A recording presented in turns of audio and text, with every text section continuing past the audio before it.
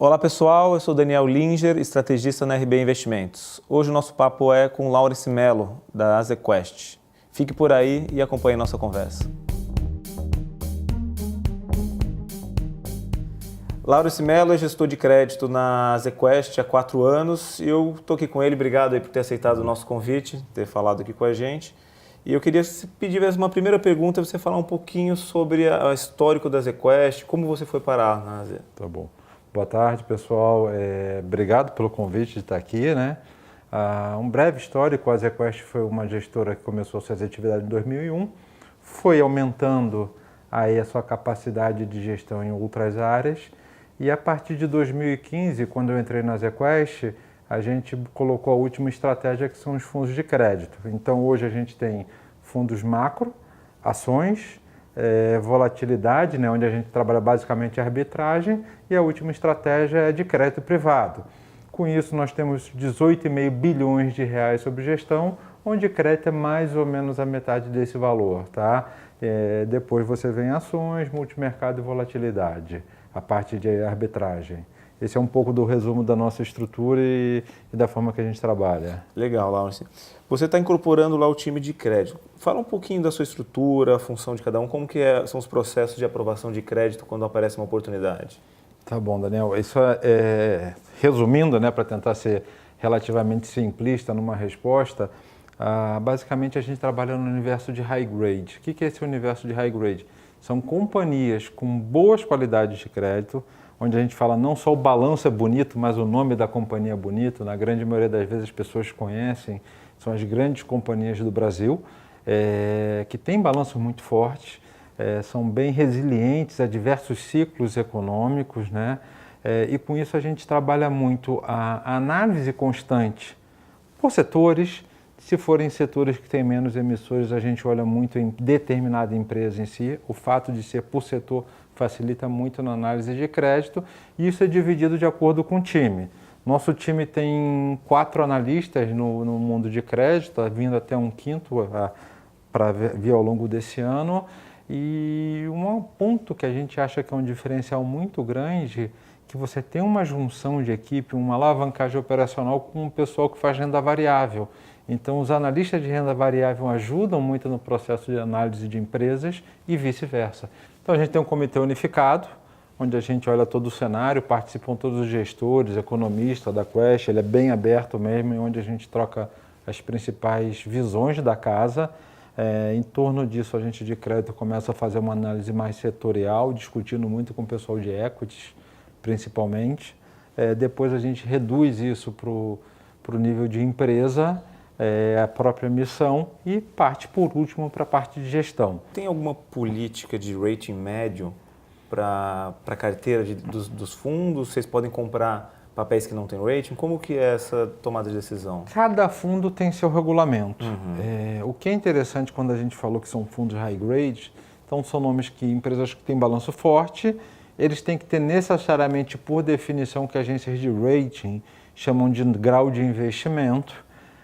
Mas cada fundo tem seu regulamento. Então você entra numa parte que é um pouquinho de especificidade. Então tem fundos que permitem a gente entrar um pouquinho em notas abaixo do de investimento, né?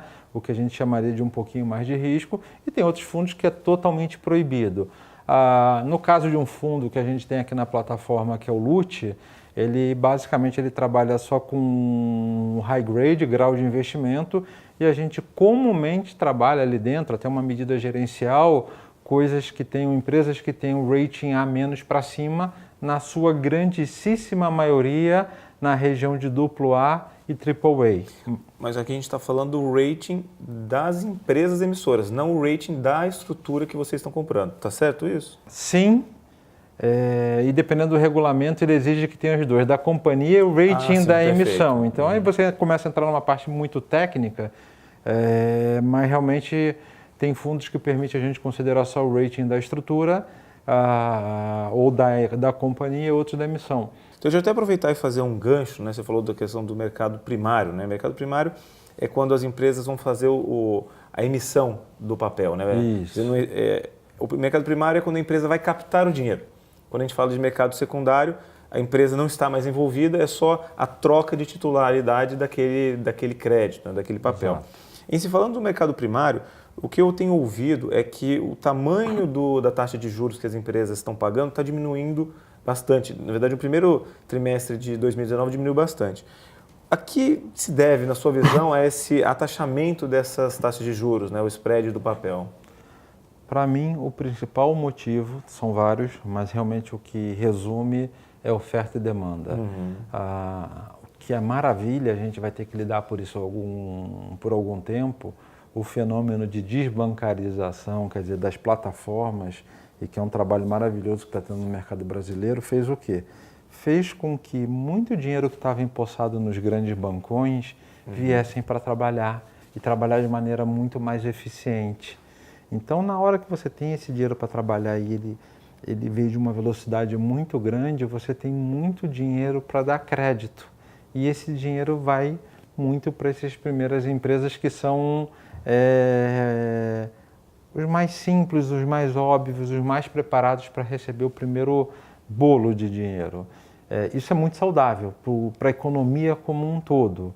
Então, determinadas empresas que há 3, 4 anos atrás você tinha pouca gente olhando, faltava até braço, hoje em dia você tem um pouco mais de braço e disponibilidade de dinheiro. É natural que o spread acima do CDI ele diminua.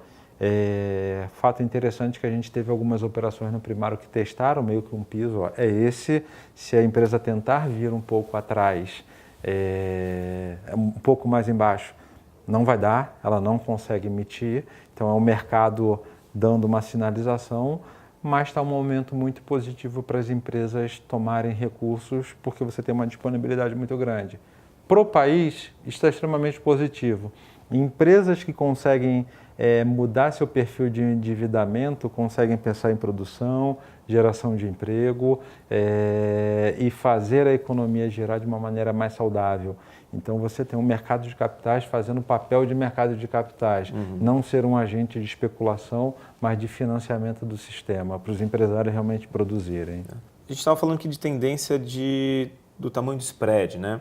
E se falando um pouquinho de tendência de prazos, a gente acompanha que os CRIs eles têm um prazo mais alongado até pela dinâmica, né, do seu lastro, que tem um contrato de locação atípico ou mesmo contratos de compra e venda de unidades. E a gente vem acompanhando agora que as emissões de debêntures elas têm aumentado ali o prazo de emissão. Como que a ZQuest tem entendido isso? Vocês estão abertos a alongar o prazo, até fazendo uma referência ao momento macroeconômico, né? A questão da estabilidade, ou mesmo a questão aí do governo se provar. Mas como que a ZQuest tem entendido esse alongamento dos prazos das emissões? É uma coisa que eu acho que estão simplificando muito mais a complexidade desse assunto do que deveria ser. Ou seja, é claro que você tem empresas que merecem ter um alongamento de prazo e a própria natureza do negócio, a qualidade de gestão justifica você dar isso. O que eu tenho visto é que alguns gestores, exatamente porque esse dinheiro entrou muito novo, e estão cada um com a sua estratégia da forma que entende o mercado, né? Alguns são mais permissivos com esse prazo. Eu acho que há algum tempo, apesar de não ter o cabelo branco, a gente já tem algum tempo de mercado, né? E a gente acha que isso daí tem um pouco mais de complexidade, não é tão simples. Às vezes é obrigado para promover a gestão, fazer um pouco de alongamento, mas a gente faz isso de forma muito cautelosa, tentando fazer muito essa separação do que você pode e você merece, do que você pode, mas você está com um sinal amarelo aqui de alerta e de repente a gente vai usar esse ativo muito mais para uma estratégia de trading, que nada mais é do que comprar e vender porque está um mercado aquecido e eu consigo ganhar dinheiro em cima disso, do que vir aquilo com uma posição estrutural. Laurence, como que você enxerga essa parceria da ZQuest com a RB Investimentos? Como que você enxerga a parceria com essa plataforma independente? assim, é maravilhoso, você não tem até justificativa porque a gente não conseguiu fazer antes, né? E o fazer antes, é claro que passa por todo um arcabouço tecnológico, que eu estou falando antes 10 anos atrás, porque realmente é toda uma transformação que a gente está tendo digital que isso está possibilitando. E é através desse tipo de parceria que a gente vai conseguir democratizar, trazer educação financeira para a pessoa física. Eu acho que esse de longe é mais importante. O brasileiro estava acostumado a colocar o dinheiro no bancão, ele tinha por referência 1% na cabeça por mês, enquanto na verdade ele poderia estar ganhando 1,5 ou 2. Mas 1,5 estava bom na conta dele. Agora que isso mudou, não tem, o brasileiro vai ter que passar por esse processo de aprendizagem.